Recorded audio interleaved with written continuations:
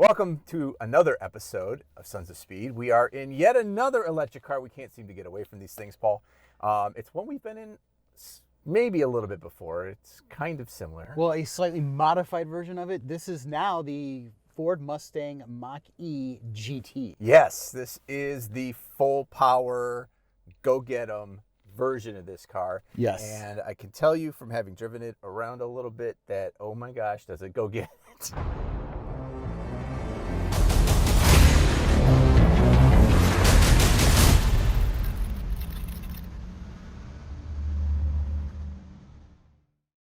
So it's all-wheel drive, but doesn't let that stop it from spinning the front wheels on a few launches. Which is very interesting because you would think being rear bias, yeah, it wouldn't do that. But I think what happens is the weight transfers to the back, lifts a little bit of the weight off the front, makes sense. And there you go. Exactly. So it's physics. So we've already reviewed the car. We like it. The new touches in here include like this suede door liners. You've got really nice sort of speaker material and some more different trim. Now this I remember from the first Mach-E. Yeah, that's the Bang & Olufsen. I don't remember this piece. Maybe it is the same? Yeah, so there's like this silver trim, silver and black, like diamond trim, and then there's some more suede over here. Okay. And then the seats, I don't know, they might be a little different. There's leather trim here. And there's a big GT here. I see that. Correct. on the armrest. And the wireless charger seems to work most of the time, although not right now. No, it's working. So that was my big complaint about the last one, is that the wireless charger was sort of like spotty. It didn't always work. The one on the right, though, is not a wireless charger. That's just a mat. Ah, well, that would explain why my phone's not charging. Yes, it does. But we have the race box hooked up. We're going to find out exactly how well this does 0 to 60. What we discovered we had this on the racetrack is that it's really fast 0 to 60, but then after about 70, it peters out a little bit. And I've seen a lot of reviews and a lot of quarter-mile drag races where that actually has been borne out, that it does great through 60, and then after that, stuff starts to catch up to it, just because the way they designed the batteries, I guess, and the motors, they don't really... It's software, really. Yeah, I mean, but they're just not going as hard up through the quarter mile. So we'll find out exactly on a street, not a drag strip, how quick that 0 to 60 is. Yes, looking forward to it. Let's go. Okay, Paul. First things first, I still hate the rotary shifter. Yeah, you know what, though? I have to say, I was in a Hyundai. What's the name of that car? The Ioniq 5? The Kona EV. Okay. That has push button. Okay. And then I was in a Kia EV6, basically the same company, but that was a dial. And after having both of those, I prefer the dial. Well, I can tell you that I'm used to something on the stalk now, which is weird because, back in the 60s and 70s and the 50s even, that's where you did your shifting, right? Yeah. And then it completely went away in like the 90s. Everyone did it on the console. Yep. Mounted, yep. And then now, like the ID4 and which one were we just in that has the shifter up there? I forget which one. But they kind of, Mercedes does it. Yeah, right. A lot of them moved it back up here. And so the first 3 times I went to put this thing in gear, I turned on the windshield wipers by mistake because that's where I was expecting it to be. I don't know. I'm not a fan of the dial. I know it saves space. No, don't get me wrong. I'm not a fan of it, but I prefer the dial over the push buttons. Yeah. I actually like the joystick, to be honest with you. Something like that. I didn't even mind the one up here. I don't even mind it as much. It's just... You just turn on the wiper. I didn't. See my point? Exactly. I have one pedal driving on, which in the Mustang Mach-E, the Mustang Mach-E is done via this large screen. Yes, and it's not variable. It's either on or off. Correct. So that is a sort of a knock against this car when you compare it to any of the new eGMB platformed Hyundai cars. Hyundai, Kia, Genesis, correct. Right, which do it vis-a-vis paddles. Sorry if we're comparing it to that, but we just got out of those cars. Yes. So it's kind of fresh in our mind. And, so we're just kind of comparing it. So there are some things that they do right and some things that Ford does right. So, there's always a balance when you buy a car, options and accessories and how they manage to do the software and system. But right now, I kind of like the Hyundai Kia Genesis system where instead of doing flappy paddles, that actually controls the amount of regen braking, which controls the amount of one pedal driving. Exactly. And the reason why it's such a great system is you can do it on the fly without taking your eyes off the road. Correct. And you have different levels. It's not just on or off. Yes, if you just want it to slow down a little bit, you can adjust that way. If you want it to kind of just completely brake on you, as soon as you let off the gas, you put it on max, and it does a great job. You literally don't have to touch the brake unless somebody pulls out in front of you or you're going a little too fast. Yes. But other than that, you almost never use the brake. Exactly. Which is great for saving money on replacing brakes. Exactly. And you get that charge back into the battery, Yes. which does help with your range. So, Paul, I'm at 89% battery, which equates to 211 miles of range. When it was at 100%, it was about 251 miles of range. And I played with the different modes. As you can see here, we got Whisper, Engaged, and Unbridled, and they all do different things, although none of them apparently affected my range. I think that's more of a software thing, whereas in other EVs, when you put it in eco, it's going to increase the range a little bit. Because Right. it's assuming that you're going to drive it more laid back because the throttle response is less. Yeah, they deaden the throttle They response. deaden it. And when you put it in sport mode, the mileage goes down because the throttle response is much quicker. And so then they know that you're going to be using a little bit more energy every time you accelerate. So I think it's more of a software thing. Here, I guess, they just keep the miles the same, and they let you decide on how you drive it. Well, this is how I drive it, though. Are you ready? Yes. Oh, did you hear the front tires go? Yep. Oh. Yeah, this thing is quick. That is quick, yes. Yeah, so the descriptions of each of the modes doesn't say anything about increasing range. So it's just kind of the driving dynamic. The steering wheel feels heavier in Unbridled. If I switch it to Whisper, which you can do on the fly, it lightens up considerably. So there is some changes between the different modes as far as steering feel, probably throttle response as well. Right. And maybe even braking if it's brake by wire. I'm not using one noticing that? pedal, so I think it's all the same because it's just using that regen braking. But it is definitely, this is supposed to be like your relaxing mode, and then Engage is sort of like in between. Yeah. And then Unbridled is your full on like. Although I can never understand why anyone would buy a Mach-E GT and put it in Whisper mode. It's just one of those things where like, I guess you could, but would you really want to do that? Maybe your spouse doesn't appreciate the unbridled fury going on in the motors when you floor it. So that could be why. Could be why. It's probably some engineer's spouse who was like, I don't like unbridled mode. It's too fast. Yeah, it's like, okay, fine. We'll put the Whisper mode in. But it also pumps in this, a little bit of propulsion sound, which is right here. Okay. So I can turn that off, and now it's just pure EV. Yeah. You put propulsion sound on. Okay, yeah. It gives you a little bit of that gasoline V8 rumble, just a little bit of it. Right. It's like vegan people who make like meatless meat product. Like you still want the meat, you just don't want the meat, right? Yeah. So, but it has to look like meat and taste like meat. This is like, it looks like, a gas car. It sounds like a gas car. It's just not gas. So this is the vegan equivalent. Yeah, that's pretty funny actually. But here's the thing is, and this is a huge debate between EVs and gasoline engines, is part of driving, at least for enthusiasts, is the sound, the audio that a car makes. Okay, even the shake of the car, if you've got a big V8 under the hood. It's all part of the experience. Now, if you're just want to go shopping or go to work and you don't care, fine. Yeah. But if you want to go on that switchback road or the mountain bends or whatever, racetrack, part of the sound is part of the experience. Absolutely. And those downshifts are just what get you, Exactly. And this is, EVs don't give you that. So this is sort of their way of trying to get it back in a little bit. exactly. So merging power, fairly good. That's very good, actually. Yeah. But I can tell. Oops. Oh shit. Wow, there's a lot of cops out today. Let's hope this one doesn't take an interest in us. Oh, I think that Toyota may have saved us. Like the hero bird on that camera.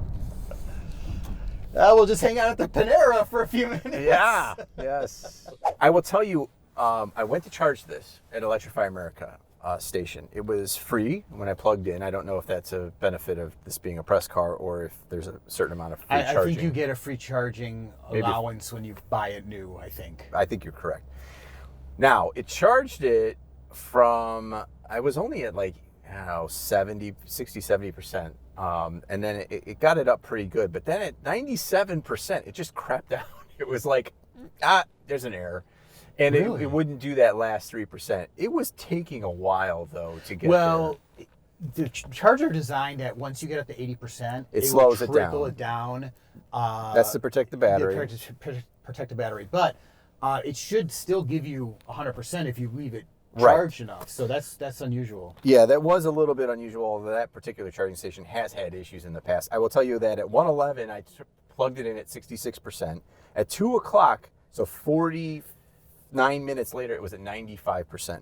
So I don't know at what point it got to 80 because I went to eat, which is what you should do if you're out and about and want to charge. Just plug it in, go do what you were going to do, and hopefully it's near where you want to eat or where you want to shop. Yeah, sometimes they put them next to things, restaurants and stuff. Other times you're out in the boonies where they got nothing else to do. Nothing to do but just sit in your car and play with your phone. But now let me give you an idea of like what it took to go from 95 to 97%. How long do you think that took? Oh, probably 20 minutes. Exactly 20 minutes. Yeah, exactly 20 minutes because to go 2%. It trickles down to like less than 6 kilowatts. So it's just babying that little battery. Yeah. So that is what a battery electric vehicle is. And technically, you're really not even supposed to charge it beyond 80% for the longest battery life. Correct. If you want to, extend that battery life for, beyond 10 years, you're not supposed to go above 80%. So, right. Which then, what's the true range of the car? If you're not really supposed to go over 80% unless in kind of an emergency situation. Under 200 miles, I would say, on this car because I'm at 87% with 207 miles. Exactly. So you have to keep that in mind if you want to keep the longest longevity of the battery life throughout the life of the car. You need to understand that the range is going to be a lot less than what they're claiming. Correct. So all controls, including HVAC, are in the screen. If you don't like screen controls, and by surveys, most people don't. Yeah, I know, but I will say Ford does a pretty good job here where the HVAC is always its own separate real estate on the screen. Real estate, good word for it. Real estate on the bottom of the screen. Because a lot of times, if that's the radio and the HVAC are like the things that you want to go to all the time. Right. And so what Ford did is they put a giant knob, which they had to specially design this to go in the glass or on the glass, actually. So you can change the volume of the radio at any time or turn it on and off. That's always in the middle of the HVAC controls. And then you've got the HVAC controls, which are always on at the bottom of the screen. So, yes, if you're going to have screen only, this is the way to go. If you like buttons, don't buy a Tesla, don't buy a Mach-E. Most new cars, though, that's where they're going. So you can't really help Volvo as well, yeah. But again, getting back to the EV6 that I was just in, I think they did a pretty nice compromise. They put the radio controls, HVAC controls on actual buttons and dials, and then everything else was on the touchscreen. Right. So kind of my preferred way, but obviously you get used to whatever way the manufacturers give it to you, I guess. Exactly. I think the go-to buttons being hard are a key to consumer satisfaction with, Red light with your camera car. ahead. Thank you very much. So now we have Waze on, so I don't run into that problem again. And Waze takes up a nice, and any CarPlay or Android Auto will take up about 2/3 of the screen, but not the top. It's sort of down from the top, and it's really, I think, in a very nice location. You can reach everything really easily. No, I have no complaints about the screen. It's really nice, and it's just so big. It's which is great. I love this. If they could split screen it top and bottom, like which which car has that? One of the ones that, the Ram. So the Uconnect has that where you can do the Waze up on top and then your music full screen on the bottom, so it kind of gets both of them in there. That's the only system That's cool. Yeah. I kind of like better than this, but this is great. Should we talk about the elephant in the car? Who, me? The other elephant is, what do you think this thing costs? Oh, okay. It's in there. It's in here. Okay. Oh, he's gonna cheat. He's looking at. You know, my guess was 70. Uh-huh. Let me see where we go. 69.6. You are right there. 70,000. Base price 59.9. Options was another 8,600. Yep. Destinations $1,000 or 1,100. So you're at 69,600. So $70,000. Yes. Wow, that's a lot. That's of a lot money. for a Mustang. Yes, it is, and it's just, you know, when you look at what else is out there for 70,000 in this class, right? Yeah. Battery electric vehicle, all-wheel drive, crossover size, right? Yep. The Genesis GV60 is the same price.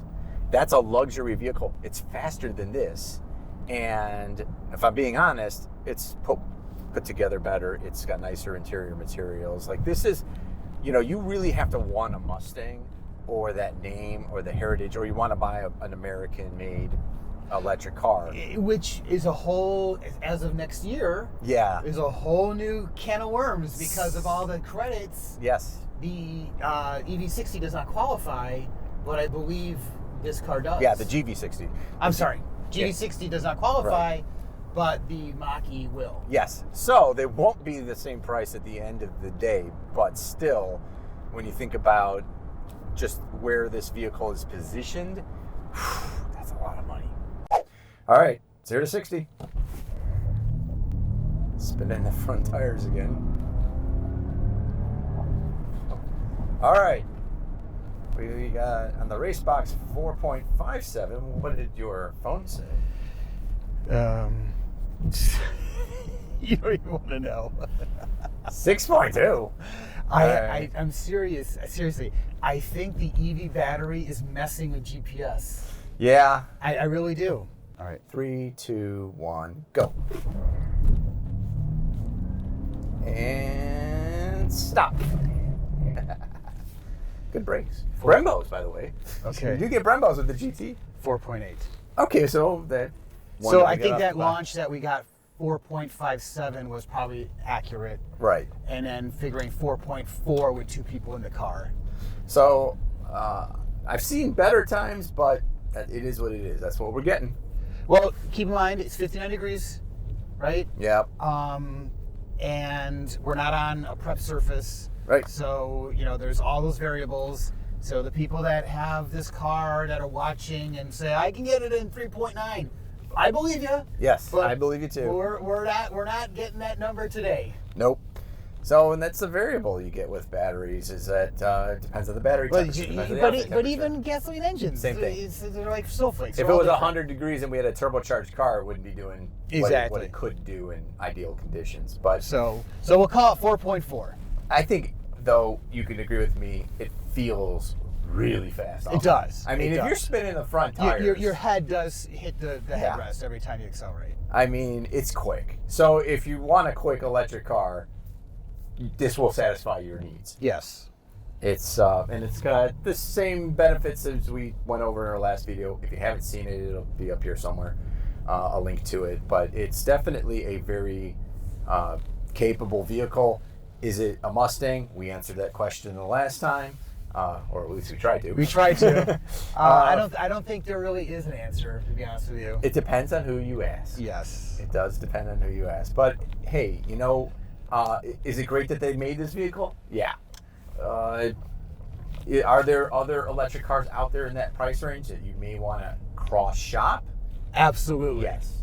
And I would think, for me, the top of the list right now at that price point is going to be the Genesis GV60. Yes, but don't forget the tax credit. The tax credit doesn't apply. Doesn't apply as of next year. Right. Now, if you happen to be in Illinois, you'll get a $4,000 Yes. tax credit until that money runs out. But the federal tax credits are a whole different ballgame, and they're not really all that friendly to foreign manufacturers anymore. And even domestic manufacturers that get their batteries from places Correct. that Yeah, there's so many the US stipulations, government so doesn't many like. requirements now. Yeah. So, but Anyway. with that, Yes, we have concluded another video here at Sons of Speed. We hope you've enjoyed it.